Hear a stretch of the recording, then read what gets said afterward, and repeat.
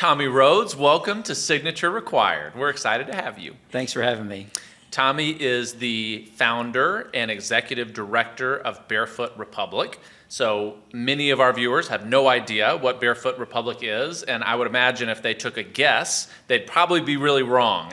So why don't you give us a little overview of what Barefoot Republic is? Yeah, so 25 years ago, the Lord called me into full-time ministry, and I had been deeply impacted by summer camping ministry. And so God had asked me to step away from a PhD at Vanderbilt and sell my possessions and literally go buy a farm about an hour and 15 minutes north of Nashville. Okay, we're going to have to get into that. I'm going to let you continue, but we're going to have to go there. All right, go ahead. And so Barefoot Republic essentially is a Christ-centered camp that intentionally bring kids together from just very dramatically different backgrounds, racially, socioeconomically, and culturally. And we feel like it's just a beautiful picture of heaven and a chance to create shared experiences between kids who think they'd have nothing in common. I love that intro. And you nailed that in under 60 seconds. That's good work. So, okay, I have a couple things, but there's one very important piece of business that we have to get out of the way immediately.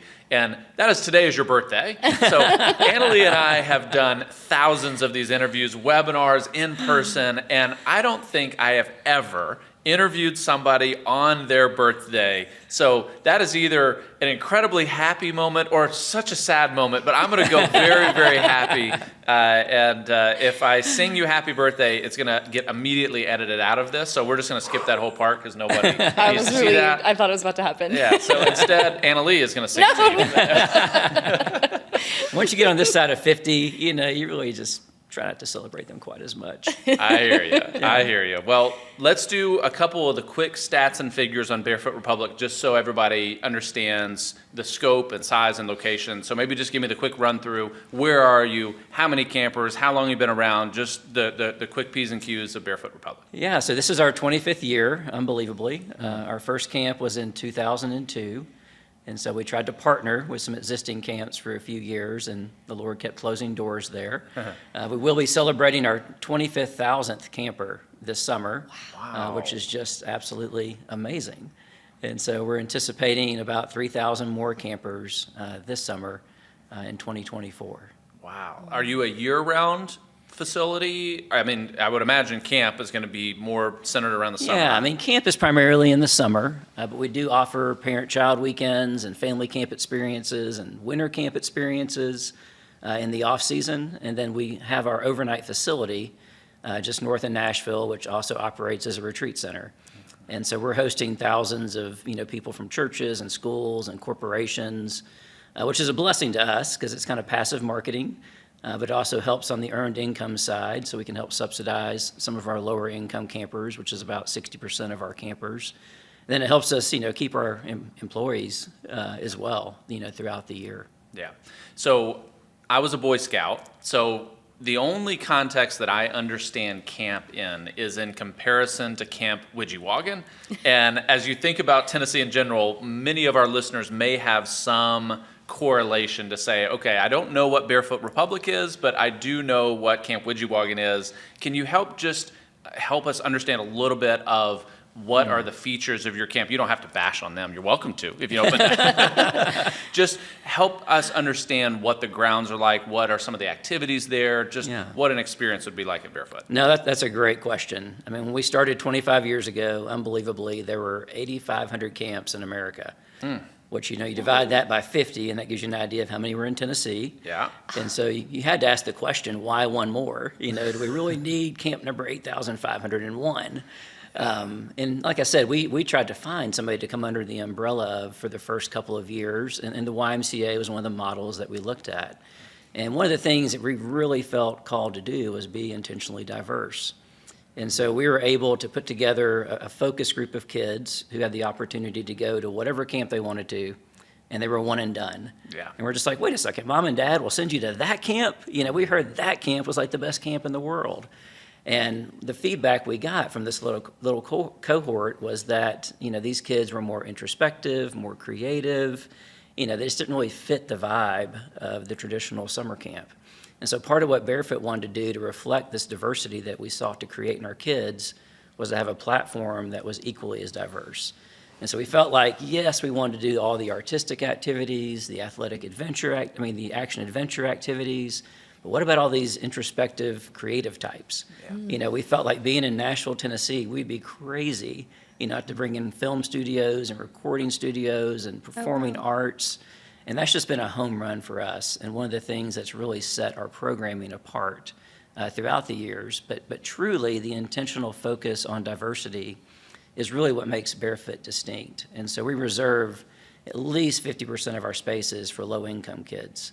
But we're just as intentional about trying to get middle-income and affluent kids to fill the other 50%. And that's missional, but it's also financial. And so they work hand in hand for our ministry. And it's just been one of the ways that God has really provided for us through the years in creating a business model that is sustainable. So I'm still way stuck back in the beginning. So you have this beautiful vision and this 25-year legacy that's existing, but I want to go back to when you said you were finishing a PhD at Vanderbilt and sold all your stuff and bought a farm, because maybe it's the wife in me is like, wait a minute, I have some questions. So that's what my wife said. I'm like, can we travel back in time a little bit and talk about that early stage and that moment and from there? Yeah, we were newlyweds at the time. God. And so Lane, my wife, had heard the pipe dream. Okay. She knew that science was a means to an end. She just didn't realize the end was going to be 6 months into our marriage. Wow. And so, It's like an amazing bait and switch that you just pulled off. Yeah. Oh, wow. Yeah. But she also told me she liked camping outside in a tent. So that was a little bait and switch on her part, too. She no longer does that. But the Lord had given me a vision when I was a camp counselor at 20. And so I had grown up in a low-income family, kid raising a kid, Japanese-American family, in a small town that was all black and white in Decatur, Alabama. Okay. And so we had moved to Nashville. My mom had to start over quite a bit. She went through several divorces. And so when I moved to Nashville, it's when I got introduced to the church. And I really had no exposure, to the church growing up. Started going as a 15 and 16-year-old, and there was a pastor there that just loved me unconditionally. And I had really never experienced that type of love before. And there was nothing special about this church camp that I went to other than the fact that it got me out of my existing environment, got me into a place where I didn't have to worry about whether or not my mom was coming home, if somebody was coming home with her, if she had been drinking, if she was angry. It just kind of eliminated that for me and just put me in this really just loving and encouraging atmosphere where it allowed me to look at my pastor, who I'd kind of built a relationship with over the past year and a half, and just say, Mac, what is so different about you? I keep screwing up and you just keep holding your arms out. It's like, what is that? It's uncomfortable. And Mac said, I'm just trying to love you like Jesus loves you. And he had just done that so consistently through me being such a knucklehead. I really wanted to be able to love like that. And thinking about my relationship with my mom and just my family, I really wanted to be able to forgive like that as well. And so I made a profession of faith at 16 at this church camp, and came back home, and things were not, wildly different. All that same sin and temptation You were different, but was still waiting for me. And it kind of felt like, man, the Lord is like one more person I'm disappointing. I'm not really measuring up. And in so many ways, at our high school, it kind of became, the popular thing to do to become a Christian. It's almost like a little revival had broken out at Hillwood High School, back in the late 80s. Okay. But the sad part was nobody was really walking with us and discipling us. And so all the secondary and tertiary theological issues that you've ever seen divide a church, they were dividing our friendships. Wow. Because it kind of turned into debate club. And I'd never wanted to debate with this guy, but it felt like, man, this is the closest thing to debate club I've ever been in. Yeah. And we're more concerned about who is right, about a certain, theological stance than we really worry about loving one another.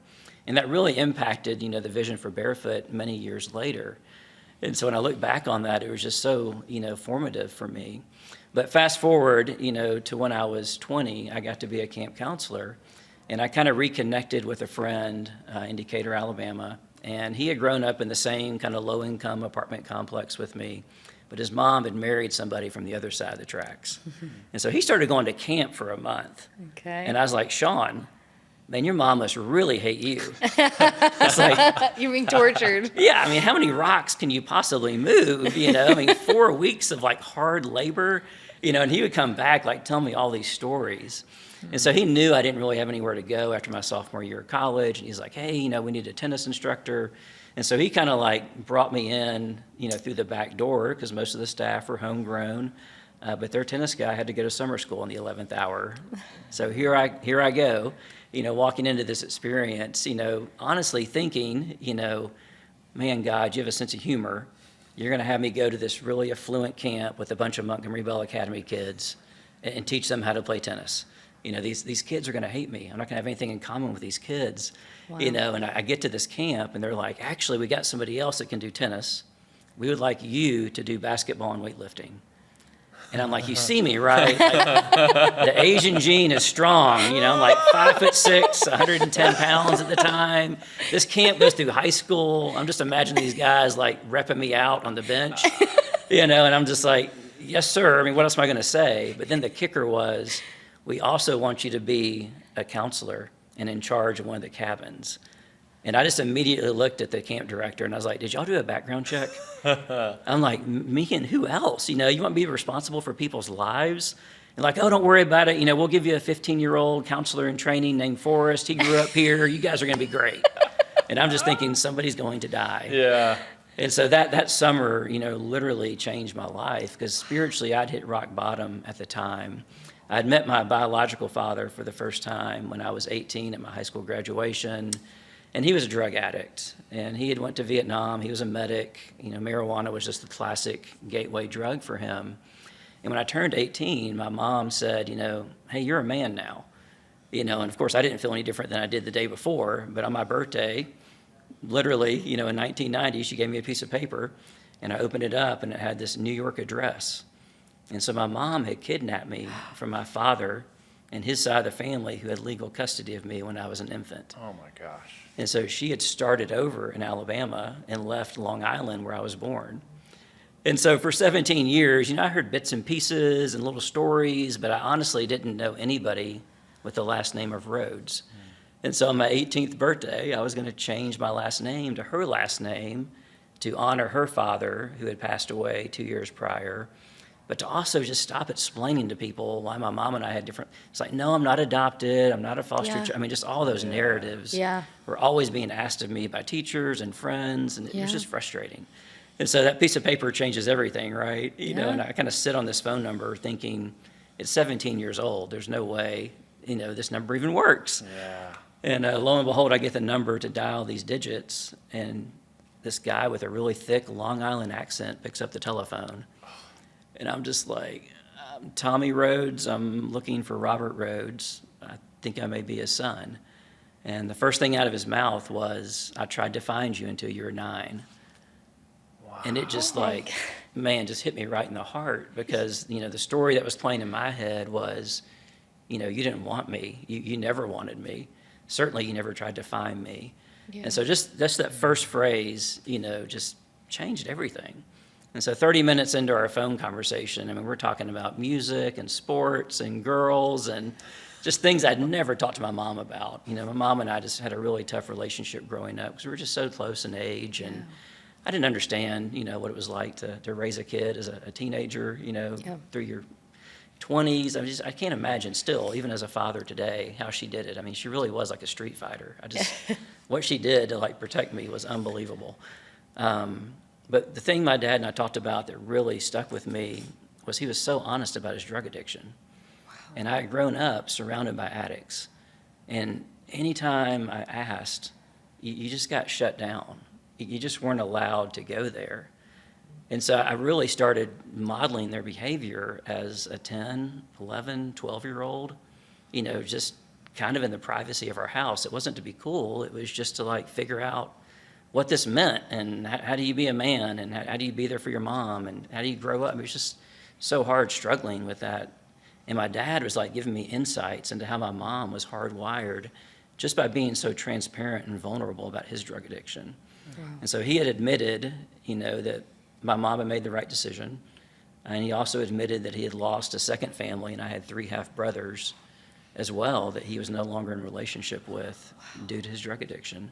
And that just meant so much to me. But to make a long story short, I got to spend the summer of my freshman year of college in Long Island with him, and I brought a buddy with me from Nashville. And we had some really sweet moments. I don't know if you guys have seen Field of Dreams. You know, Of course. Dad asked me, what's your favorite movie? And I'm just like, man, Field of Dreams. I love baseball, collected baseball cards. Growing up, could just lose myself in statistics and just dreaming of being a ball player one day. And of course, he was like, that's my favorite movie too. And then the kicker was, he looked at me and he's like, do you want to have a catch? And I don't know if y'all remember, that part of the movie, but I mean, I was just immediately just like bawling, and he found a couple of mitts, from his sons. And we went out in the street in front of the house and had our first and only catch. Wow. Oh my gosh. And I mean, I wouldn't trade that for anything. It's like I can still Yeah. hear the seams, whizzing through the air, and I can feel the ball hitting my mitt, and both of us were just like taking a step back, with every throw because we were just both crying so hard. You have to appreciate how unbelievably rare that type of reuniting moment is. Yeah. I mean, when you look at the statistics of people that are estranged from one or both of their parents, usually conventional wisdom is that reuniting, if it happens at all, could be ill-advised, but is almost certainly going to go poorly. Yeah. How did you go into that situation emotionally? Were you ready for any outcome? I mean, just walk me through I was that. terrified. Oh. Yeah, I mean, I was so insecure growing up because there was so much chaos Yeah. in our home. I had to convince a friend to go with me. I was like, man, would somebody please, Yeah. Of course. And so I go up there with a buddy, and, my expectation, just through phone calls and letters, and you come to my high school graduation, that was the only time I'd seen him, was, man, this is going to be great. I mean, God has brought my biological father back into my life. I know how rare it is. Yeah. I took sociology in high school. Yeah. I was told I was a statistic, Yeah. and unpacked those statistics with my mom. So I just thought, man, God is just doing something awesome in my life. And I felt so grateful. And so that was really the first 6 weeks of my summer, leading up to this catch. And of course, everybody in Long Island thought we were the two biggest rednecks they had ever met. And I'm like, man, you guys don't know redneck, But I'm man, from Decatur, Alabama. exactly, I was it, And so we were on the joke wheel all summer, but I thought it was great. And I mean, the kicker was my dad's brother had married into this Italian family that owned a dry ice company in Jamaica, New York. Oh, man. And so we start working for the family business. Wow. And we're going to Jamaica at 6 o'clock at night, jumping in a truck and going to LaGuardia and JFK and breaking down pallets of fish and parts of the airport I didn't even know existed. And then driving to Fulton Street Fish Market, at 2:30, 3 o'clock in the morning. And of course, I didn't know there were special boxes. I didn't understand, cash trading. I mean, I didn't understand people being shot. I was just like, what is going on? Wow. And so, there were nights, you get lost in Chinatown and get in wrecks, and police officers would just laugh at you and tell you to move along, You're just in this surreal world. But all of it was kind of just balanced out by man, I get to go home and hang out with my dad. How cool is that? Yeah. But by the end of the summer, I'd come home one day. My buddy didn't go to work with me, and I catch them using together, and it was just double betrayal. And so I felt like I had this relationship with my father, who I just felt so close to, and his family, who I was getting to know, and it just felt like, man, I can't believe anything anymore. Your father was using With his your friend. Oh. Yeah. And of course, my father, I mean, the stipulation was, you've got to clean yourself up Yeah. before I come to New York. And so over that year of me getting to know him, Yeah. I felt like that's what God was doing. He was using me to impact my dad, to get him clean and sober. And that's what he told me was happening. Yeah. And so it was heartbreaking to walk into the house and just see them getting high together. What did your friend have to say? I mean, Not a whole lot, because I stuck him on a Greyhound bus. yeah. And was just furious. And it was at that point in time that I told my dad, I was like, Dad, until you can actually do what you say, we're done. You know, Yeah. I can't have another relationship built, on lies and deceit. Yeah. And so we kind of ended things there, and that's ultimately what led me to being a camp counselor that following summer, because I really didn't know where to go or what to do. I'd moved back to Alabama and transferred to the University of Alabama at Birmingham to be close to my Japanese grandmother. That was the family that I had left that I felt like I had connection with and support. And that summer, as all these affluent kids kind of came into camp, once I got to sit down with them and hear their stories, man, I realized that just because they grew up rich, didn't mean they hadn't been through divorce Yeah, they and weren't immune. alcoholism and Yeah. drug addiction and Yeah. verbal abuse. And, the Lord really started rebuilding my faith in him that summer because he was using those kind of painful gifts, in my life, to speak truth and encouragement into these young boys. And this was back in '92, and we still wrote letters. And I'll never forget, after that 2-week session of camp, what I didn't know was that the camp kind of gauged how you were doing as a counselor by how much mail you got. So we would get in our staff meetings, with all these like veterans that had grown up at this camp, and my name keeps getting called. And it's almost embarrassing, like how much my name is being called. I'm just like, who's writing me letters? And it's all these campers and these moms that kind of scared the crap out of me when they dropped off their kids, were like sending me care packages, And they're like, what are you doing that we're not doing? You like sliding them candy bars at night? And what's going on in your cabin over there, Rhodes? It wasn't dry ice shipments of fish from like Italian. Okay, all right, yeah. And so, that was, for somebody as insecure as I was at that point in my life, that just meant the world to me. And I've still got, that's what I should have brought today. I've still got the box of letters, from these kids, at my house. Wow. And as the boys got older throughout the course of the summer, I just kept seeing myself in them. And I couldn't help but ask the question, like, God, where was this when I was 8 or 10 or 12? Yeah. I can't imagine what it would have meant for just some college guy to like want to play basketball with me or, want to sit down and have a conversation and just listen to me. It would have changed so many of the bad decisions I was making, in the privacy of my home and my mind. And so my mom, of course, she didn't know about all this. I kept this as a secret from her. She didn't know all the things I was addicted to as a young child. But I did get the courage to call her at the end of the summer. And I was just like, Mom, you knew Sean, started going to this camp. You knew I didn't have any male role models. Why didn't you send me? And she said, Tommy, have you asked them how much it cost? And I'll never forget that. I was standing in a phone booth. They had a phone booth at this camp, and I'm just like dumbfounded. I'm like, this is all about money and access. Yeah. And I did. I went and asked, and it was kind of like, gosh, you could buy a car, Yeah. or you could go to summer camp for a month. I couldn't believe how expensive it was.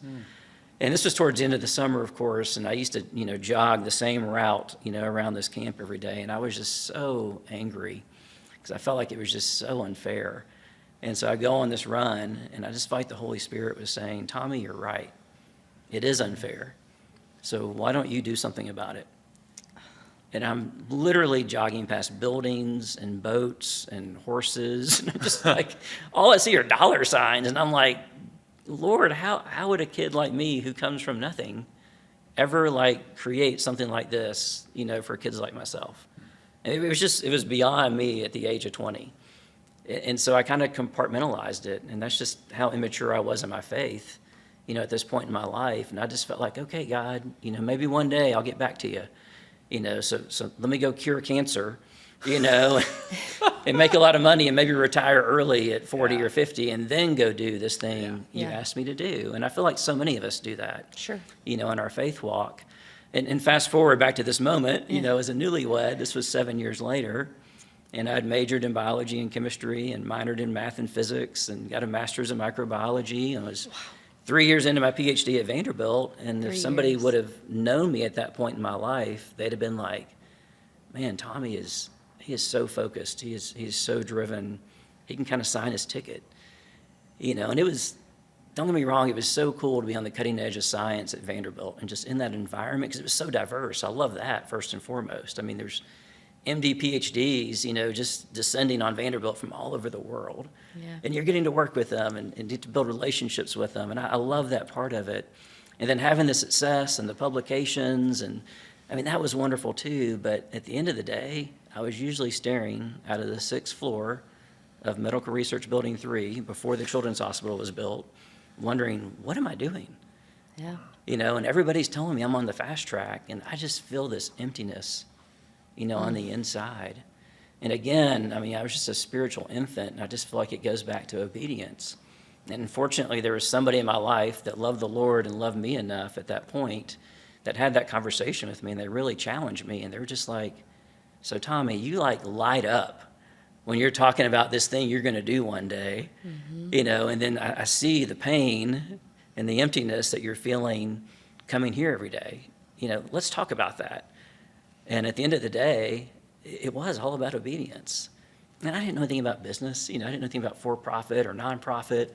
I just thought, I've got to make a lot of money to be able to go start this thing. Yeah, what a calling. I mean, I hear that, and part of me wonders what changed, probably $100,000 plus in debt. I mean, PhD, going through all of that and all of the experience. It feels like if you were going to take that plunge, you might have taken that plunge before going through all of the suffering to get to the point where you were at. Was it really that conversation that changed? Because I feel like it would take a burning bush in order to, like I was on the way to the medical building and, the bush just caught on fire and started talking to me. I mean, it helped me walk through that because that had to be a level of conviction that is difficult for me to wrap my head around. Well, my mom thought I did see a burning bush. I bet. Not a believer, but Vanderbilt was actually paying me to get my PhD. And so there was no debt involved. Okay. And she was like, you are seriously walking away. It was like a $250,000 scholarship at the time. And you're going to sell your possessions and go buy a farm, It's like, she thought she thought I'd lost it, honestly. But no, for me, it really was, Spencer, just, what is that, 7-8 years of higher education. And I was running myself into the ground. I was a triple major initially. So I'm taking 18 to 24 hours of science a semester while playing a college sport. And Which college sport? Tennis. Okay. Yeah. And then I did a master's in 3 semesters, and then I go right into Vanderbilt, and I'm just so burned out. Yeah. And so, it didn't just happen overnight. It was just finally pausing long enough and having somebody just speak truth into my life and just calling me out on my lack of obedience. And something just sparked in that moment. Who was that person again? Her name is Lisa Ann Parker. Okay. She actually finished her PhD. She didn't take your scholarship, did you?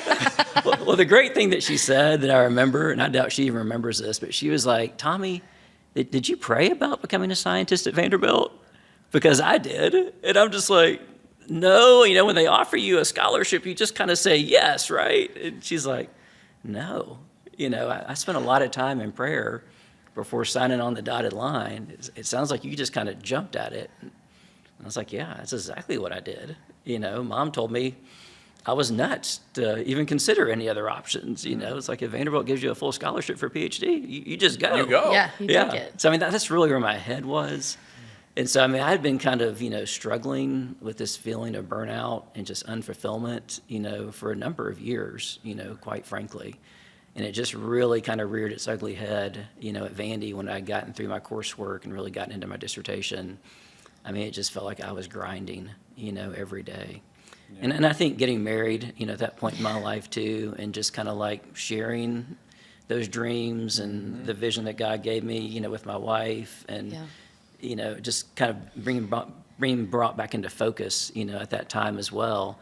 And really the other thing, thinking about it, that happened during this point in time, I had a friend that was in law school at U of L who had stumbled on Barren River Lake, an hour and 15 minutes north of Nashville, and I had never heard of this lake.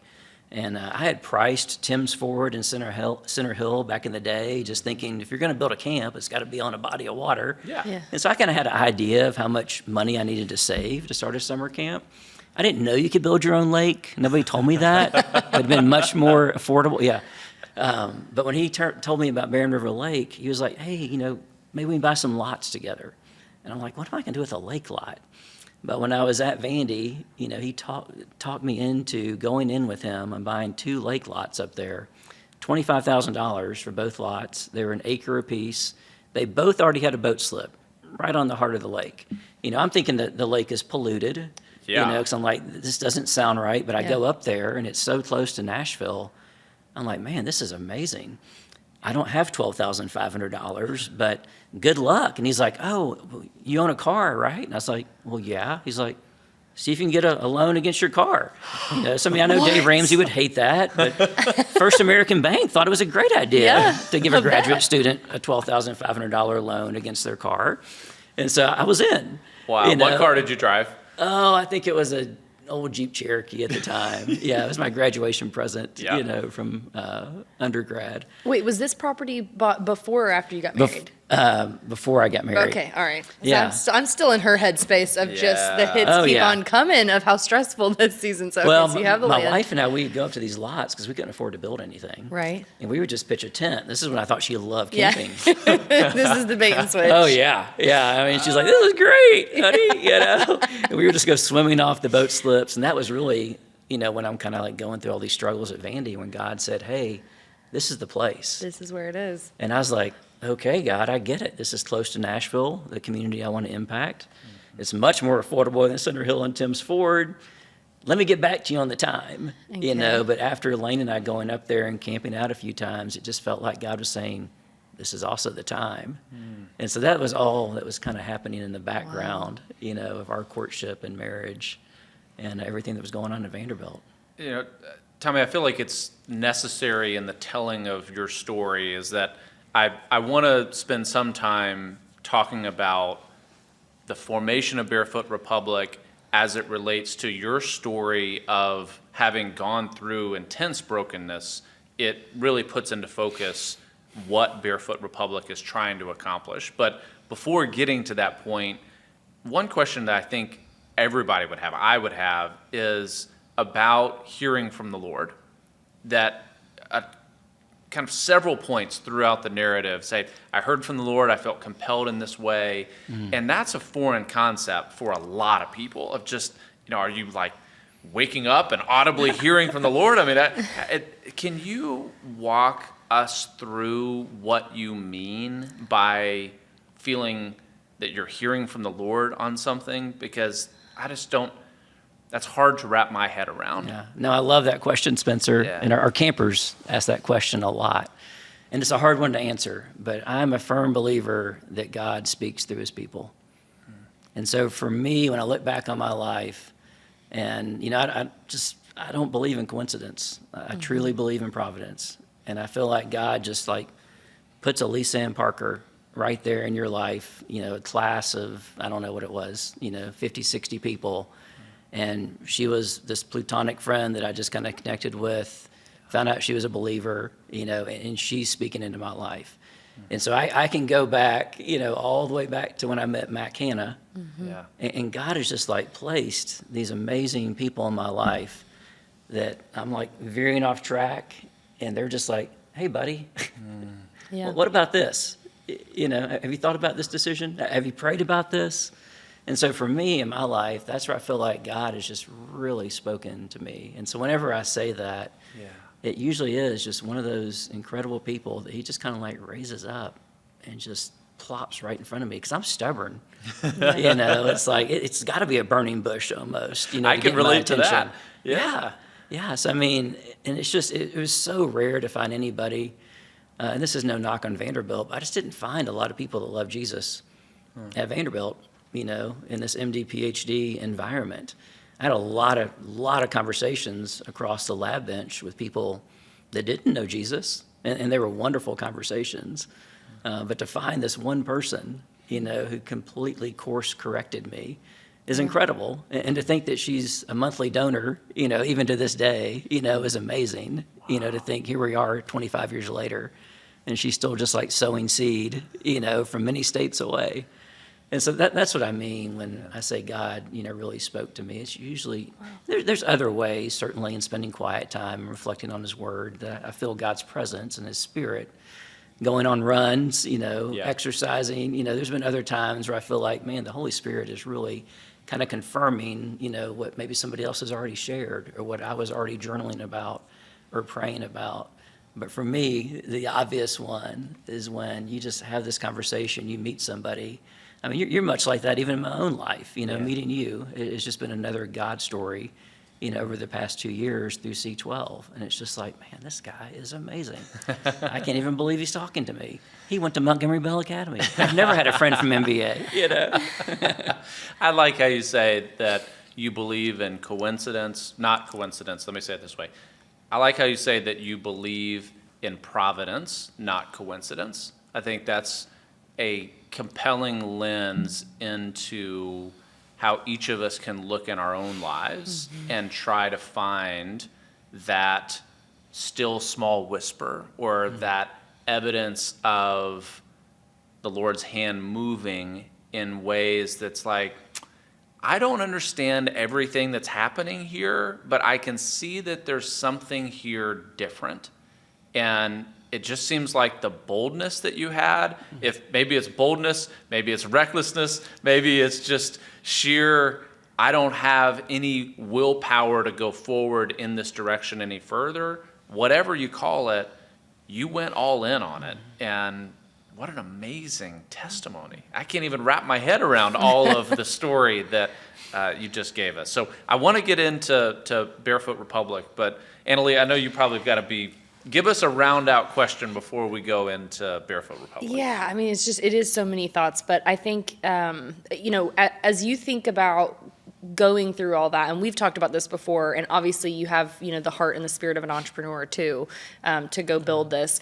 One of the things that I see in your journey is that grittiness that we've talked about so many times with entrepreneurs, is that it's getting hit with challenge and having that grit to push through it. And like I could foresee showing up to the camp and getting a different job than you expected, and this task of all these campers as being a real moment of, can I do this, and how am I going to push through this, and how am I going to do this? But you rose to those occasions as they appeared. So when you think about actually the beginnings of Barefoot, you've been through all this, you make the decision, okay, I'm going to transition now and abandon PhD, yard sale, all these things.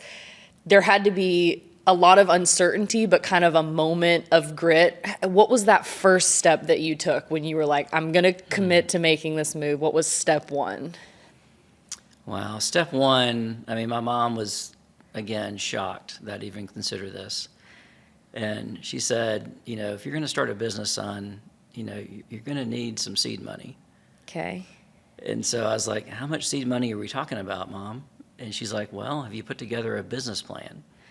And she knew she had me. And I was like, what exactly is a business plan? And she was in healthcare. She had somehow got an accounting degree with me on her hip. And she had kind of risen from low income, single mom. Imagine a Japanese woman kind of like rising the corporate ladder of HCA. Wow. Back in the 70s and 80s. That was my mom. Wow. And so she knew she and had a pioneer me. in her Yes, time and in her respect. absolutely. Fully. Yeah. So she had me in the corner. And I was like, okay, I will put together a business plan. But that was like that first test. And so I was like, do you have a model? And so she gave me a model. And so I had like priced the camp down to the fork. And I was so excited about this business plan I put together. And so we get together and I present it to my mom. And I'm just, flipping through the legal pad that I had, and she just like stops me and she looks at me and she was like kind of laughing. And I was like, Mom, this is like my heart and soul that I've like poured into this for like weeks. I mean, what is so funny? And she's like, Tommy, do y'all not use Microsoft Excel at Vanderbilt? I was just like, yes, to like analyze statistics, know. And she had seen that I'd like really like put the work into it. So she's like, okay, well, it says right here, you're going to need about $25,000 in seed money, Okay. To buy this land, That's your next step. And again, I'm just like, there's another roadblock. Lane and I've got like $500. We're living paycheck to paycheck. And that's when we had the yard sales. And, the yard sales led to about $2,000, which wasn't quite $25,000. A little short. Yeah, and I'm like, oh my goodness, what are we gonna do? And we'd found this farm, and, that was how much we needed to put down on it. And so that goes back to the sports cards, and I had this sports card collection that I'd started when I was 8. What? And so I could lose myself, in this sports card collection, like I'd mentioned earlier. It was just like my refuge. If mom didn't come home or there was whatever going on in the house, I would just like go back to my bedroom and just like, build sets, memorize statistics. And so eBay comes along, in '99 when all this is going down. I have literally chills. Are you kidding me? Not It's kidding your you. it's your Yeah. card collection Yeah. that you started at 8 as refuge. Yep. Right at the time that Right eBay at the comes time. out, and that's how you Exactly. acquire the seed money. Is Yep. this? So I got about $20,000 for my sports cards and just started listing the good ones on eBay. And so it was so redemptive to think, man, I remember all the bicycle rides through the streets of Decatur, going places I never should have went with binders under my arms on a real janky banana seat bicycle, just hoping it's gonna make it there, just to like get that Rockaroo card, in a trade, and to think that God had a plan, for those cards, even when I was 8 and 9, Yeah. out there just hustling. Did you was know what they were amazing. worth, or was that a Oh, surprise? yeah. No, I had an idea. Yeah, definitely had an idea. Didn't necessarily know exactly how much, but I had a Century safe. There were jokes about the Century safe. Okay, all right. Everywhere all I right. went, I had this little Century safe from whatever store. And everybody's like, oh, what do you got in there, man? Like jewels, stock certificates? I'm like, baseball cards, Sure. Yeah, and they're just Yeah. like, seriously? You're like guarding your baseball card collection and hauling this thing around with you to undergrad and grad school and up to New York. And it's just like, I love these things, And so the same That is peace and comfort I just incredible. always got out of these sports cards. Wow. And so, people are just like, was it hard? And I'm like, no, it was just cool to think that God could use like these little pieces of cardboard to like seed, this kingdom work that would Yeah. ultimately impact all these kids. Did you have discipline through the years that this was like the 15th time that you felt compelled to sell the cards? Oh, no. Or Never you just- considered it. It was just, wow. Yeah, I was kind of hoping that wouldn't be God's plan, to be honest. But after the yard think that- sales, it was like, okay, we're going to have to dig a little bit deeper here. When it says sell all of your possessions, I think he meant all of your possessions. That's beautiful too. I think that's raw to say. Like, I was really hoping this wasn't going to be your Oh, plan. I was hoping, yeah. And, Yeah. but to have again that grit, but the strength of that message to be willing to go to that level with it that's incredible. What a relationship with your new wife at that I'm point in telling time. you, I can't wait to meet her I mean, because Yeah, like, okay, I'm just trying to imagine how this conversation would go with Carly to say, all right, Carly, we need to raise some money. I feel really led in what we're going to do. So one pathway is we're going to sell everything that we own, possessions and all, in the yard, but I'm going to keep my baseball cards. And then the way that this unfolds is, okay, well, we have sold everything that we needed to sell, but it wasn't enough. So I'm going to now sell my baseball cards. I just can't even Yeah. imagine how that conversation Yeah. would go. What was that like to say the baseball cards are going to be held in reserve? Let's sell all our possessions first. I know Carly would say, the baseball cards, if we're selling anything, those are going first. So what was that conversation like? Now, I have to give it to Lane, and that's just, honestly, that's one more example of just this incredible angel that God just dropped into my life that was just completely in love with him. Wow. And so I felt like she was so supportive of me and whatever God was calling me to. And that felt so good because there was just so much kind of wrapped up in this whole Vanderbilt PhD track, right? And here's somebody that's just like, I just love whoever God has called you to be. And so that was, to me, Wow. that was just so moving, at that point, to feel the support and to see her rolling up her sleeves and like getting out there and putting on 2, yard sales right there with me. And honestly, I don't think Lane, grew up in Mobile doing a whole lot of hard labor. But when we acquired this farm, she used to go up there on weekends with me And the first project was to build, just a standard 4-board fence, across the front of the property. The only problem was there was no running water there, and so unfortunately for Lane, my grandfather taught me how to build a fence.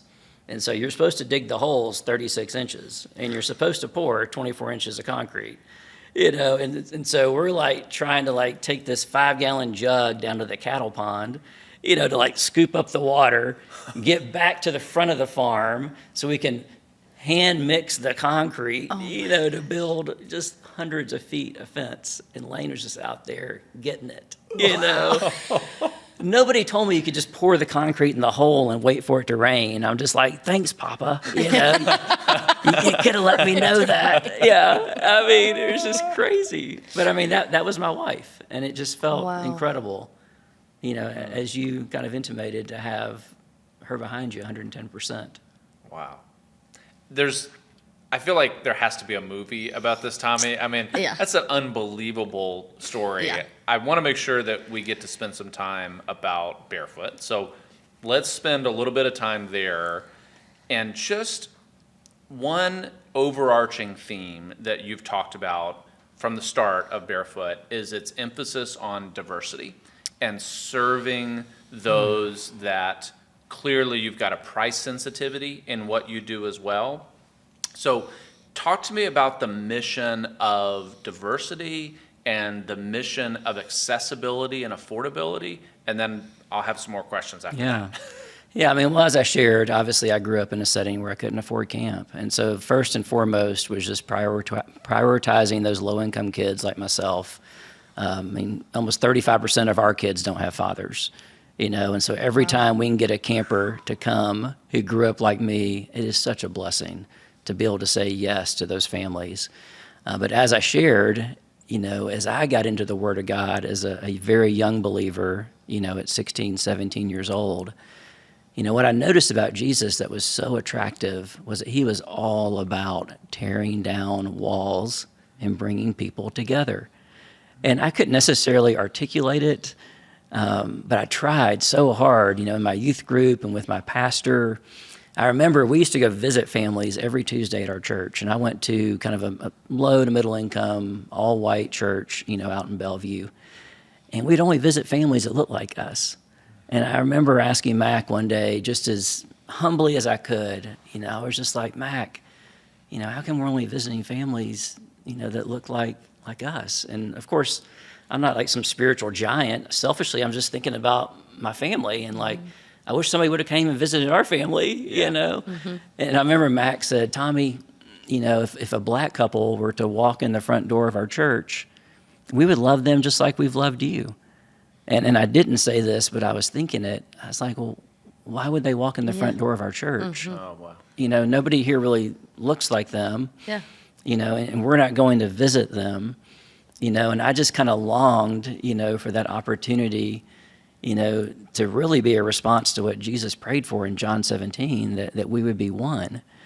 And so I was just, to me, that was the hope of the gospel from a very young age. I mean, just this idea that in heaven there would be every tribe, nation, and tongue, like it talks about in Revelation 7:9.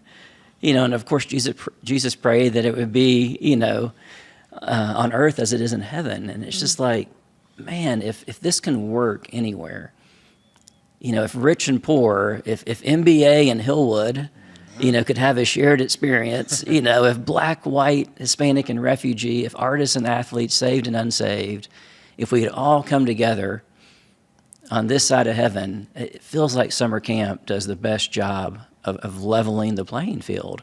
Yeah. And I still believe that to this day. Because truthfully, when the kids come there, they're all judging each other based on outward appearance, just like we all do.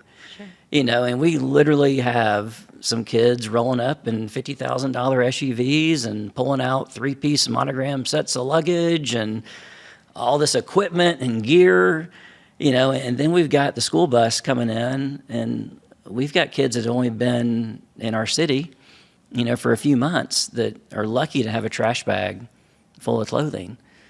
And man, these kids, very rarely are more than half the kids white. You know, we've had now 90 different ethnicities, you know, come through our camp, thanks to all of our partners, you know, throughout Middle Tennessee and beyond. And you can imagine, you know, what they're feeling. It's just like, what in the world did my mom sign me up for? You know, what did my youth pastor get me into? And that vulnerability is priceless. You know, and it's kind of like going to college, you know, it's like you can't bring your reputation with you. I mean, nobody knows that you're the star athlete, you know, but nobody knows that you're really the misfit like me. Yeah. You know, you're Reinvent just yourself. like, yeah, how do you fit in here? And so it's a wonderful opportunity. And that's the whole idea of being barefoot. We get asked that a lot, like, what in the world does Barefoot Republic mean? You know, it's like most camps in America that we studied, you know, they divide the kids into tribes.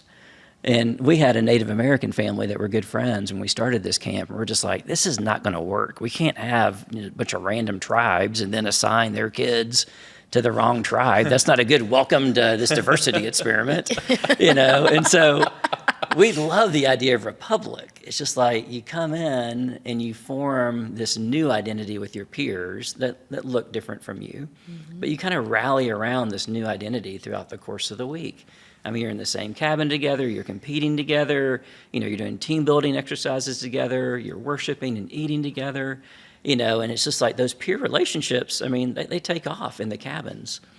But in the same sense, you know, it's amazing to see these kids that think they have nothing in common get into the recording studio, you know, and it's just like, wow, you know, you don't even speak English, but you speak my language, you know, better than my friends and family speak my language. I've never met somebody as passionate about programming beats as you. And so we knew we kind of had something with Republic, but we didn't really know what to put with it.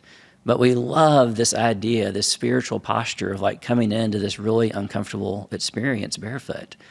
And it's like when you're barefoot, it's like if all you can see is somebody's feet, I mean, you don't know if they're a prince or a pauper. You know, and there's just so much symbolism. You know, we're kind of inviting these kids into this experience. And it's just this, you know, this idea of, you know, our brokenness, our vulnerability, you know, it's a sign of our humanity, our poverty. There's just so much symbolism that goes with this idea of being barefoot. And so that's really what we're inviting families and kids into.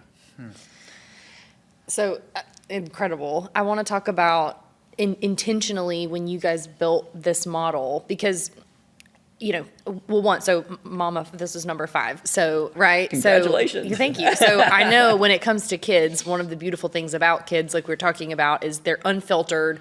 They, you know, are the most honest, the most, you know, direct kind of. Kids will say the darndest things. You just don't know what you're going to get when you're dealing with kids. They're uncorrupted by all the political correctness and all the things that, you know, we grow into.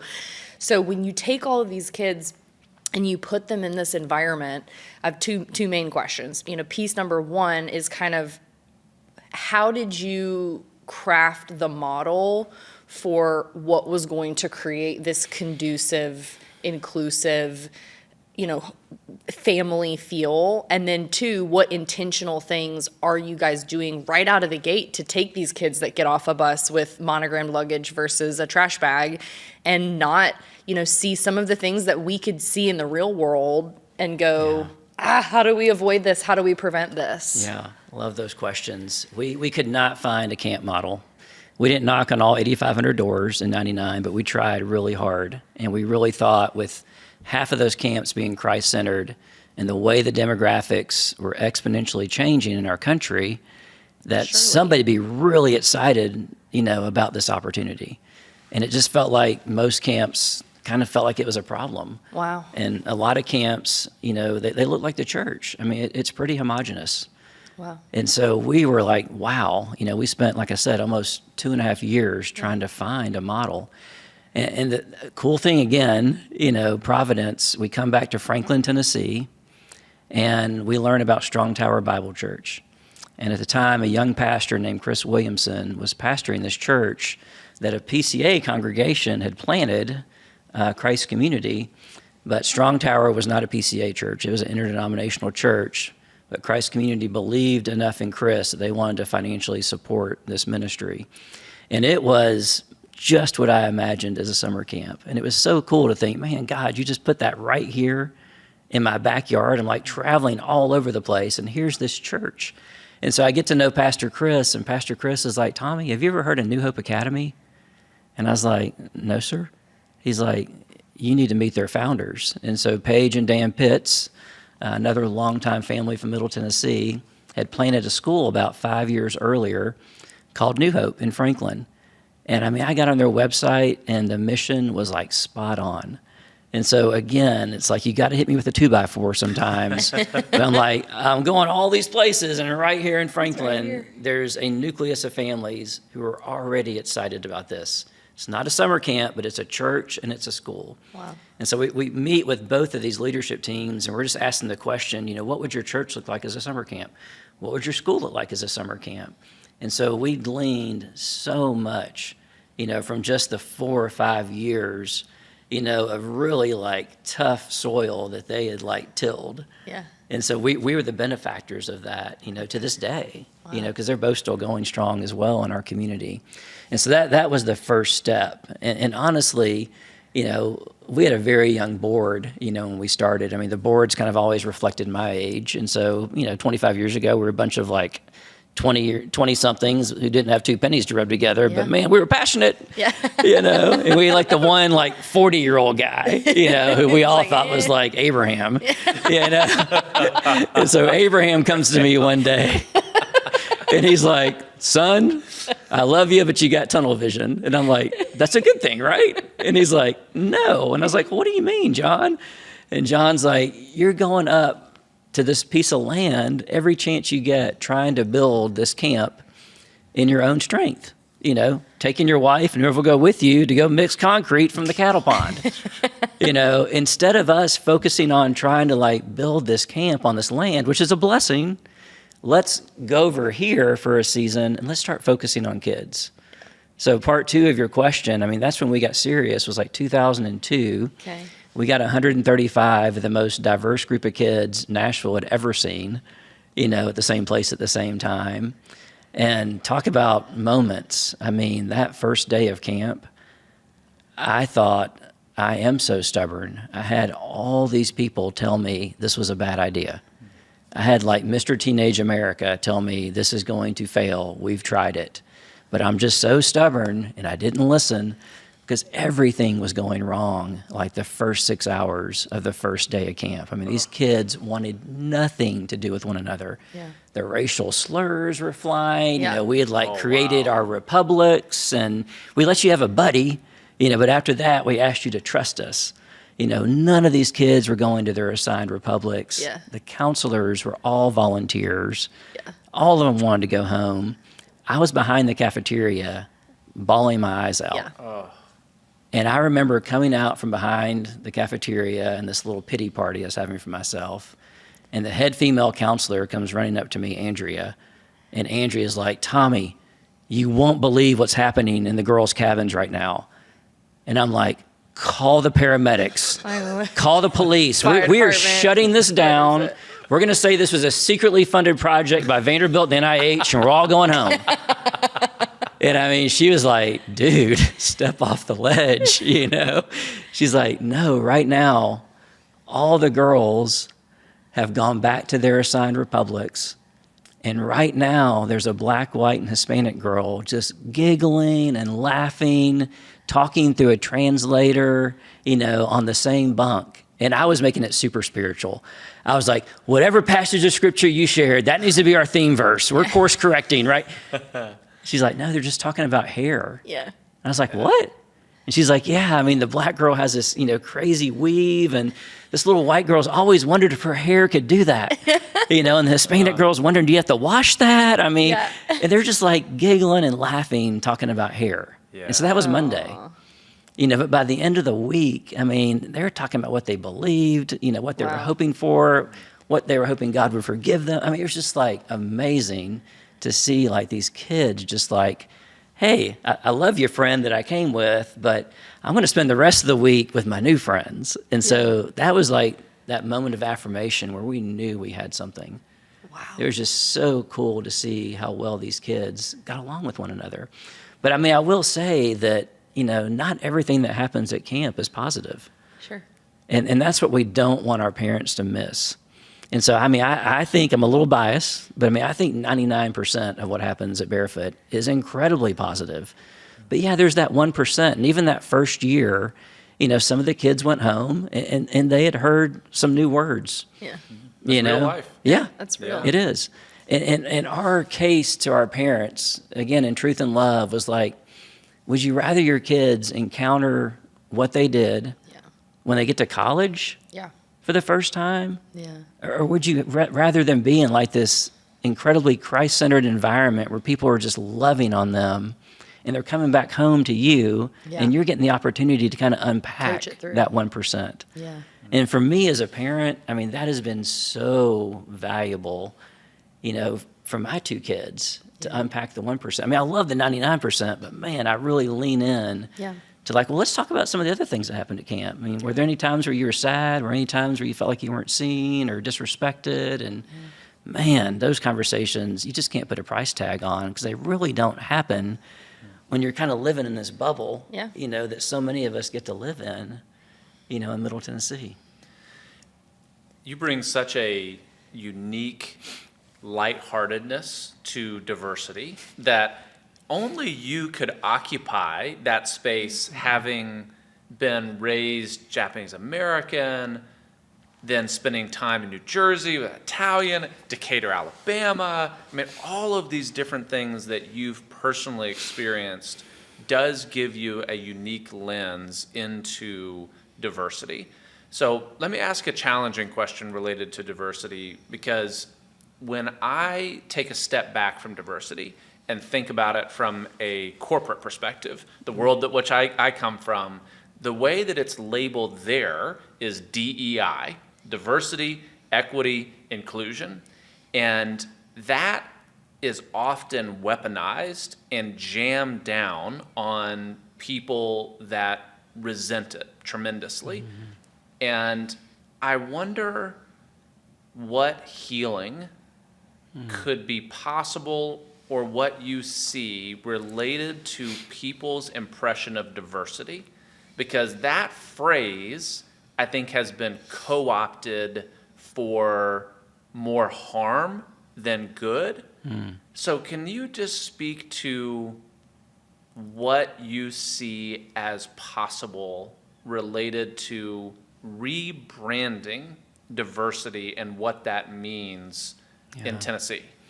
Yeah, and it is, man, you hit on it, Spencer. It is so hard to do that unless the playing field is level and you can have some shared experiences. Yeah. And so, I mean, that's what we're doing. And you had asked about, gosh, do we talk about these things? Yes. Yeah. We really do try to celebrate these differences, and these kids want to talk about it because they're feeling what you just articulated so well. Just call it out. Yes, just call it out. And so that was part of our curriculum. In the early years, I mean, we just ministered to teenagers. Yeah. Nobody told me when you start a summer camp, it should be like a charter school, and you start with the young kids and just hope that they grow up with you, right? It's like we're all 20-somethings again and wanted to have these like deep transformational moments. And so Like, bring all it the was 15-year-olds great, but it in wasn't here. a great recruiting strategy because it wasn't, creating a very robust pipeline. But one of the exercises that we do to speak to this question is we do our version of a privilege line. And I don't know if you guys have seen the privilege line in corporate America, but we couldn't find any models of diversity. And you're right, the world is like beating this drum, right? Yeah. And so we find a camp that is focused on diversity apart from Christ. And I'm just like, whoa, I have been through a lot of life and been the victim of a lot of prejudice. Yeah. And wanted to like hide and just stay in my little comfort zone, but God has like called me off the couch. How do you do that if God isn't calling you off the couch? Yeah. And so we go to this camp and they called it a privilege line. And so, they have all the kids form a straight line and they're holding hands. I mean, you can YouTube this, it's out there. Yeah. And they have questions based on privilege. Yeah. And they have a finish line. It's going to be a race. And they extend the finish line out, and they've got a $100 bill at the end of the finish line. And so they start asking questions like, if you grew up with two parents, that were married, take a step forward. Well, as you can imagine, about 40 to 60% of the hands break, and half of them step forward, and the other kids are standing right here. But then there's questions that are just the opposite. Like, if you grew up having to depend on public transportation, take a step back. Okay. And then Yeah. a lot of the kids are taking a step back, and I'm just like watching the train, come off the Yeah. tracks. Like, how are they going to end this? At the end of Yeah. it, they have a race to the $100 bill, and whoever touches it first gets it. Well, as you can imagine, the kids that grew up with a lot of privilege, they're already there. They just like reach out and touch it. Yeah. And then there's these kids that grew up at the very back. They got no shot at winning this race, right? And I wish I could have sat in on the debrief, because I'm like, where do they land this plane apart from Christ? And so we kind of adapted that, and we do that exercise. And at the end of it, we ask the kids to look around the field, and we train our staff to answer the questions based on the age group that we have at camp. And so if I'm there, I will jump in there and I'll respond to those questions, as a 15-year-old, if it's high school week, or as a 13-year-old, if it's junior high week. And of course, all the kids are like, oh, Mr. Tommy, he started barefoot. They have all these assumptions. They're like, Yeah. why is he way back there? That's assumption number one. But then they have all these assumptions about one another that they formed, through the first 4 days of camp, as well as their counselors and instructors. We're all in this together. And it is so powerful to look around this field and just be like, just take it in. Are you surprised by anything? And then you go to your Republics, and we walk them through kind of a biblically based debrief of what they just encountered. And it is so powerful. And I mean, there's tears, there's wounds, there's shame, but there's just as much shame for the people in the front as the people in the back. The problem is they would never know that about each other if they hadn't done that exercise at Barefoot together. And it is amazing what happens in that moment. And so after the debrief, they come back together, and instead of forming a line, we form a circle.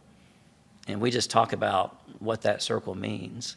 And we talk about, does God only have a plan, for the people in the front versus the people in the back? And there's some stickiness, to these conversations that we're having. And it really gets at the heart at kind of what the narrative the world is driving, that they're all encountering, just like all of, for-profit America is encountering, as kids, in their various high schools and private schools, back here in Nashville. And so that's a moment for sure. And so we try to just tackle it head on, and I know biblical worldview is overused, but I mean, that was really our intention 25 years ago, was to really take this opportunity that so few of these kids are ever going to have until they're going off to college or leaving their homes, while we have them just for 5 days. And it is truly remarkable what God can do in somebody's life in 5 days.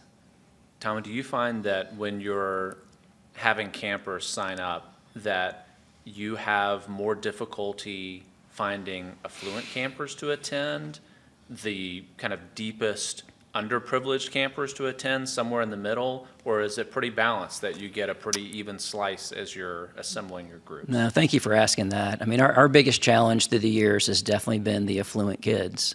Okay. And if I'm honest, Scotty Smith was so kind to us. I mean, he met with me years ago, and he had no business meeting with me, the founding pastor of Christ Community. And he gave me an endorsement, probably 24 years ago. I couldn't pronounce half the words. And he was just like, use this, this is what I got, So I started using that. And so a lot of the PCA churches, started supporting us through local missions, which was amazing. And I kind of thought, that's where our affluent kids are going to come from. What I didn't realize, and this isn't a knock just on the PCA churches, we've seen this kind of across the board with our church partners, is that there aren't a lot of churches, where the local missions department goes on a strategic planning retreat, with the youth department and the children's ministry. It's almost like they're existing in silos a little bit in terms of their goals and their priorities. And so I was shocked to discover the first 7 or 8 years of Barefoot, it was about 80 to 85% scholarship kids. Oh, wow. And we could not find the paying kids. And honestly, I was like, do I need to re-pray this? Yeah. There were so many other camps that were now creating opportunities for kids like myself. I really felt like we were supposed to be different. Yeah. And I felt You like can't a even run failure. the financials of Yeah. it. I mean, it's Exactly. like at that level of scholarship. Oh yeah, you just have to raise more money. Exactly. It was just like, man, I got to send out another email and hope somebody else is going to sponsor a kid. So there's that side as well. And so, man, the reality, I mean, I felt like a failure. I'm like, I don't know what to do. And so that trend continued, and we were just trying to build snowballs. Instead of getting whole churches, to send their youth group, we were just hoping that one family, would resonate with our mission, that we would meet maybe at the table in the narthex, and that's honestly where we started. And then we finally got some small victories. But again, part of this struggle too was that we started at 13. And what I didn't realize was like, man, kids start going to camp at 5 and the return Yeah. rate nationally is 90%. Okay. It's They're like already once they in. start going to camp, that's where they're going, back, you yeah. know? And so we had to get younger. And so in 2012, we finally loaded up the skate park and the recording studio and the stomp barrels. And we're like, we're going to start partnering with churches, and we're going to bring our program to the church. And if the church doesn't have much inherent diversity, we're going to ask them if we can bring in the diversity for them. See if they're already working with anybody in the ministry where they would like to have a shared experience, where there's the high probability and likelihood that the relationships could continue after camp ends, because that's the dream, right? Yeah. It's like, Yeah. I want to go Yeah. to a coffee You don't want to be shop and see, isolated. a couple of dads hanging out that met at the father-son weekend that would never be hanging out together. Yeah. And so that was really strategic for us in 2012. Then in 2015, Amy Grant got involved, and that was possibly the most amazing thing that could ever happen to us in terms of this middle and upper income demographic. Once people found out that it was at Amy's farm, and Amy was going to be there, and Amy was going to teach archery, and Amy was going to lead worship, it was just like, Game changer. oh Yeah. man, Yeah. all these families started showing up. We had a waiting list for the first time for affluent kids, Wow. which was a really unique problem for us to have. But it was great for us because it really, gave us that opportunity for mission drift. Yeah. Because there's $50,000 just sitting there Yeah. in unrealized revenue on your wait list, and we Yeah. needed it. It's a lot of temptation. Oh man, but it's like, no. We got to not the stay goal. true to our mission and just trust that the scholarships are still going to come. Wow. And so that's what we did, which was 10 years ago, which was incredible. Wow. And so now there's one bucket that's left, and that is the affluent minority bucket. And that is the one that I'm still really struggling to fill. And that has been my prayer. And I've just been like, Lord, I don't know if there's, a Black or Hispanic version of Amy Grant out there somewhere. But I feel like that would be amazing. So I feel like somebody needs to just put that credibility stamp, on Barefoot, like she was so gracious to do for us Yeah. 10 years ago for the upper income white community. So that's kind of my sadness. And again, just to be completely transparent, my kids grew up at a Barefoot where if they met somebody that was a minority, I mean, the likelihood of them being on scholarship was probably about 85 to 90%. Yeah. And so in all honesty, when we were unpacking the camp experience, they just assumed that all Yeah. Black people were poor, that Yeah. all Hispanic people were poor, that all refugees were poor, because they weren't really meeting those kids in our Williamson County school system. The only chance to really be in community with them was at Barefoot. Yeah. But that's what they were encountering time and time again. And I was just so desperately wishing they would meet, one of the MD, PhD families that I met at Yeah. Vanderbilt Yeah. who had camper age kids. And I'm just like, where are they? And so that's still my hope, is that we can somehow create a truly multi-economic environment as well. Because, the racial gap is tough to bridge, but man, the economic gap is equally, if not tougher. more challenging, for some of these kids. And fortunately, being in Allen County, there is a huge population of low-income white families.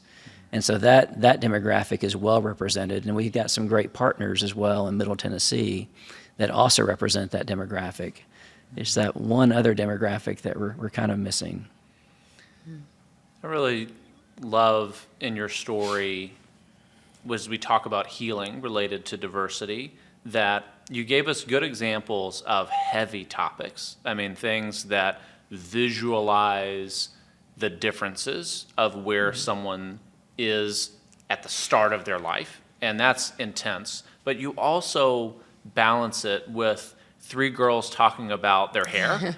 And I mean, questions that are silly, but we all are curious about, that we just don't have a frame of reference to be able to even feel okay to ask those questions because of what it might mean, what it might make us look like to ask those questions. And as I hear you, part of healing seems to be just the level of which you're able to talk about race sitting here completely comfortable. Can you just walk me through for a second, when someone sees you, they're going to think white guy. And I just wonder, when you're having conversations with all of these different groups, what are some strategies that you use to help bring ease to both parties, to be able to try to overcome the really entrenched barriers that have existed for a long time? How do you navigate that and show that, hey, I can authentically speak on this topic? Yeah. I mean, obviously God gives us all a very unique story, and that's where I always start. I mean, our friend Dewey always talks about being an eyewitness. Yeah. And I feel so blessed. I mean, so many times I'm like, Lord, why in the world did you call me to this? This is like huge. I'm not equipped. But God has let me experience like every level, of the economic strata just through my mom's kind of rags to riches story. And I'm so grateful for that. It's your story. It is. And then racially too, I mean, growing up in Alabama in the 70s, there was a police presence at our middle school because of the black and white tension. And I had the Japanese woman picking me up from school. It was just like, oh my goodness. I mean, I was like ducking both sides of the track, and just hearing, the racial slurs all along the way, and just the wounds and the baggage. And so I just feel like God has given me, the gift of empathy, and how would you know if you haven't experienced it, like you said? And so, I mean, I think starting with my story, man, it just gives other people permission to share their story. Yeah. And so if you're somehow vulnerable and brave enough to put yourself out there, and I'm an introvert, so I mean, it's just like, I got to give myself a pep talk, I was nervous coming in here today. You're still the 3-year PhD, like deep down inside. That's yes, still you. Keep me at a microscope in a dark room in the corner of Andy, I'm good, yeah. So it's hard, to be bold enough, but the Spirit compels me. And so that's when I speak. And I just trust that God's going to do the rest. And He has. I mean, it's amazing to see, the walls come down, whether I'm talking, to someone like you, or I'm talking to someone that's grown up, in a much different circumstance, in the projects. And there is some authenticity to it if you're willing to let the Spirit speak through you, and then to hear their story and listen and care and come alongside them. I mean, it speaks volumes. And that's the opportunity we've had over 25 years, is that so many people, like my African-American pastor was like, Tommy, there is no way, I know you're Japanese-American, but he said what you said, you're a white dude. Yeah. You're not walking into a missionary Baptist church and getting them to come to Barefoot. Yeah. You're going to have to bring me with you, And I wish I could say he was right, but he wasn't. Okay. I mean, the truth is, once you get across the table, and if you're willing to share that story, man, people just open up to you. And I mean, I think, if you have a relationship with Christ, the Spirit's going to speak to them too. And that's been my experience when I've had those opportunities to be across the table from people that I don't even have anything in common with. And so I think it all starts there. And that's why I'm so passionate about shared experiences. And that's what we find at camp too, is like some of these kids, they're just like me. They're just like, no, I'm never going to have anything in common with the MBA kid. Yeah. Then they get around the campfire, and we have this lantern ceremony. And first night at camp even, you're kind of speaking to this earlier. I never answered the question, but we usually have a lantern ceremony the first night at camp. And we're just asking the kids, this is private, but we'd love for you to write on this paper lantern, just like you saw in Enchanted. That's where we got the idea from. My little 4-year-old was giving me the elbow. We should do that at camp, Daddy. Yeah, great idea. But we're asking kids just to write down, what is it that you want to give over to God? What are you trusting God for this week? I mean, just really simple questions like that. Do you have any prayer requests? And so these kids are all taking the time to write on these big paper lanterns in their republics. And before we send them up, we do give them the opportunity. Do you want to share, Spencer? I mean, is there anything you don't have to share? It's totally optional. Does anybody feel led to share? And of course, we ask the counselors to kind of lead the way. And evidently, most of the kids will share, even on the first night. And like looking at the eyes of some of these kids, and it's just like, you struggle with anxiety as well? Yeah. You know, you don't have a great relationship with your father either. They just can't believe it. Because again, they're seeing what I see too, the monogram luggage, the trash bag. They never would imagine, you know, that these kids are struggling with the same thing they're struggling with. And so what we hear most from kids is like, Barefoot is the only place where I feel comfortable in my own skin. And I think it's because we are so transparent and vulnerable just from the very beginning of the week. And it's amazing what God can do if you'll just trust him with that. It sounds like one of the things I'm hearing you say too is, I think, and maybe this is where in the corporate world and just societally as a whole where we've lost some of it, is it does seem like we've let diversity become such a race and skin color topic. And it sounds like you guys are really highlighting the complexity of diversity, and it takes out a barrier to being able to find commonality that, you know, no, we may not be able to find commonality on this, but look at all of these other complex issues. So it sounds like, if I'm hearing you, a huge part of the strategy is exposure, and then highlighting and celebrating that complexity of diversity, and then allowing for the communication and the healing, you know, obviously, you know, for Barefoot, all under that spiritual, you know, God connection. But would you say that those are the ingredients that is kind of helping create a different environment of it there at Barefoot? I mean, one of my favorite stories, our first father-son weekend, I think my son was 7 years old. And I mean, he'd heard me share my story corporately many times. He had questions. He didn't understand all of it, you know, but we had probably 14 boys there that did not have fathers, but they had mentors. And he picked up on the fact that those weren't actually those boys' dads. Yeah. And he gave me the elbow, and he was like, Dad, that's the way you grew up. Can you imagine if you would have had somebody like be a mentor to you? I mean, I just was bawling. Yeah. I mean, it was just amazing to think that even though he'd heard my story so many times, he didn't really understand it. It became real. Yes. In that moment, it was just like, that was you. I get it. Yeah. I can't imagine. Now I understand why you needed that male role model so much. If somebody would have stood in the gap for you, you know. Yeah. And I was so grateful for that. That would have never happened if we hadn't like been courageous enough to like put ourselves in a very uncomfortable environment. Yeah. And later that same night, it was so cool in terms of celebrating diversity. We had a lot of Hispanic families there. And I'll be honest, I had never like lived together in unity with Hispanic families like it talks about in Psalm 133. I didn't really know if it was good and pleasant. I was a little nervous about staying in a cabin. And these Hispanic dads, there were 3 of them in our cabins, they were all like praying for their sons before they went to bed. But it wasn't like me just kind of like leaning over and whispering prayers, you know, to Bobby. They had like their son's head in their hands, like praying these blessings over them. And I speak like this much Spanish, but I didn't really need to understand what they were saying. Yeah. The dads were like crying as they're like praying over their boys. And Bobby's like, give me the elbow again, you know, and he's like, Dad, why don't you pray for me like that? And I'm like, I don't know how, you know, and it was just such a beautiful glimpse into a culture that I had no exposure with. And it was beautiful. I mean, it was just like, I need to be able to pray for my child like that. I mean, I've never witnessed something like that. And so you're right. I just think, you know, in the world, you know, it's so divisive, as you shared. And it's so easy to buy into the stereotypes because that's all we know so many times. Yeah.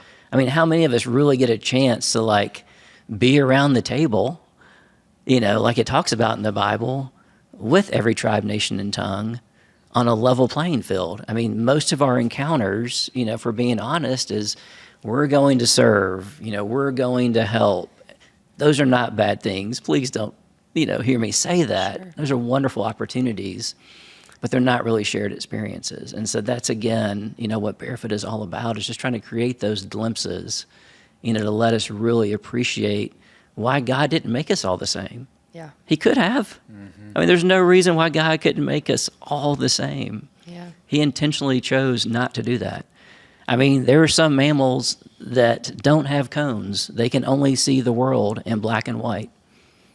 God could have allowed us to only have rods in our eyes and only see in black and white. But God, in his great design, gave us the ability to see color. Why? Is there anything to be gained from it? Is there any value in it? Of course there is. Yeah. But it's hard in this world that we live in to lean into that and have those opportunities unless you're really, really intentional, in seeking those out. I mean, everything is working against us. Yeah. And the world is winning. I mean, that voice is drowning out, what Jesus prayed for in John 17. And that's what breaks my heart, is I want to see the church lead the way. I want to see the church care about this. Yeah. So many times when I talk to the church, it's just like, well, Tommy, we're ministering to our community and we live in this, whatever community. And I'm just like, have you done a demographic study? If you draw a 10-mile radius around this church, I promise you're hitting more than just your demographic. Yeah. I think it's so amazing to hear this message that you are just a really uniquely called individual to be able to be leading Barefoot, and your experiences to get back to providence, not coincidence. Yeah. It's amazing to see that recurring theme in your life in so many different ways, because culturally, I think you're right, we've taken more steps back in diversity than forward. And it's great to see you fighting a battle to give the shared experience. That's really my takeaway from what I hear about what makes camp different, is that it's experiential, and you get to have the moments of deep thought and the heaviness of that lighting the lantern. You're writing it on the outside of the lantern. It heats up, like you see those lanterns, it goes up into the sky and literally burns up. And you're standing there hand in hand with other campers that are coming together, two paths that should never, ever cross, and you're right there together. That experience is so important. Then mixed with going down a water slide and splashing into a man-made lake that you have at your place. So let's wrap with this. You're a nonprofit that lives and breathes off of providing scholarships for people that cannot afford to be there. Taking you back to you running around and saying the accessibility is deeply unfair. So there are a lot of people that will be really moved by hearing your story and hearing your mission. So if you could wrap us with your 60-second elevator pitch of saying, for those that feel compelled by Barefoot Republic's mission, what does their dollar do when given to you as a steward? Thank you, Spencer. Yeah, if I had the opportunity to share, I mean, we think in terms of multiples of $250. So $250 provides a full scholarship for a camper to experience day camp. Wow. So whenever we're prayerfully considering an expense, or trying to raise funds, it's all around that number. Wow. $250. And for overnight camp, it's $500. And so those are the two numbers that we kind of fundraise around. And about 75, 80% of our support comes from individuals. So I appreciate you teeing that up for me, because we really cannot exist without individual families coming alongside. There are some companies and small family foundations that come alongside, and sometimes they'll support an entire republic, for instance. And so that's 14 campers typically in a republic. And so that math kind of works out to $3,500, sends a group of kids to day camp, or $7,000 sends a group of kids to overnight camp. And we're so excited, 25th year, 25,000 camper. Wow. And we're anticipating eclipsing the $5 million mark in scholarships awarded over the first 25 years this summer. And so we're just blessed to be able to say yes. I mean, our camp registrar, I tease her. I feel like she has the best job in America. Every time she rings, the phone rings, she's able to say yes to a family in need because of the people that come alongside us. Tommy, I feel like you really embody the hands and feet of Jesus out there, making a difference in the community and the region, the world. It's a privilege to know you. Thank you for being here today. It's been a real treat. Thank you guys for having me. Absolutely. Thank you.